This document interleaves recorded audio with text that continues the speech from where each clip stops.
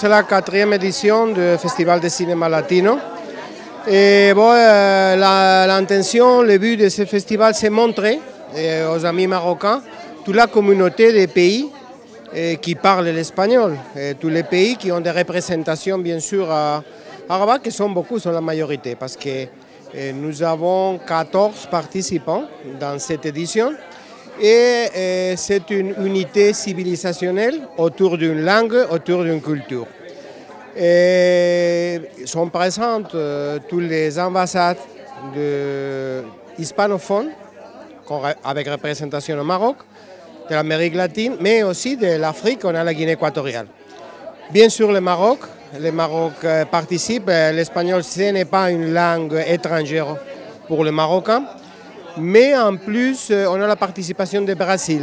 Le Brésil est un pays qui parle portugais, mais qui est entouré par des pays de langue espagnole. Et vraiment, ils ont fait l'effort d'apprendre l'espagnol, de mettre l'espagnol dans le système éducatif brésilien. Et voilà, ils sont membres aussi de cette communauté. Alors le but c'est ça, c'est montrer à travers le cinéma une communauté des pays qui est très proche au Maroc. Et en plus, le cinéma, c'est une façon très directe de montrer des aspects de la culture. Et on peut voyager dans 14 jours dans beaucoup de pays.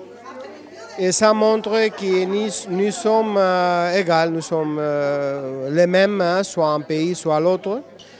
Et voilà, on est très contents de l'accueil de ce festival. Et la 4e édition, c'est pas mal et on espère que ça va continuer au futur, Inch'Allah. Aujourd'hui, c'est le Panama qui a ouvert le festival.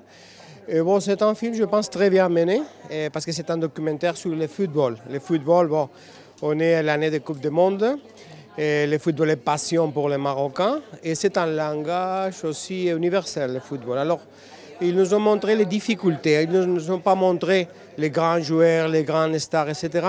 Mais tous ces gamins, tous ces garçons qui font des efforts extraordinaires, et ils montrent toutes ces difficultés. Et c'est bien parce qu'à la fin, le Panama, c'est un pays qui n'est pas un pays très fort en football, comme le Brésil avec une histoire.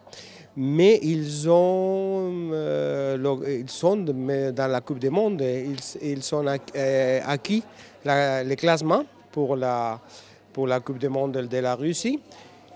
Et ça montre très bien toutes les difficultés pour y arriver et même la valeur sociale du football. Comme à travers le football, il y a beaucoup de garçons, beaucoup de gamins qui ont une formation, qui ont même une culture. On a vu même des joueurs de football qui parlaient comme des professeurs, magnifiques. Et les dangers de la société, il y a beaucoup de périls pour les enfants, surtout dans des quartiers démunis, quartiers défavorisés. Et comme le football et les autres sports, et la culture en général, c'est un moyen pour éviter que toutes ces jeunesses vont tomber dans les mauvais chemins.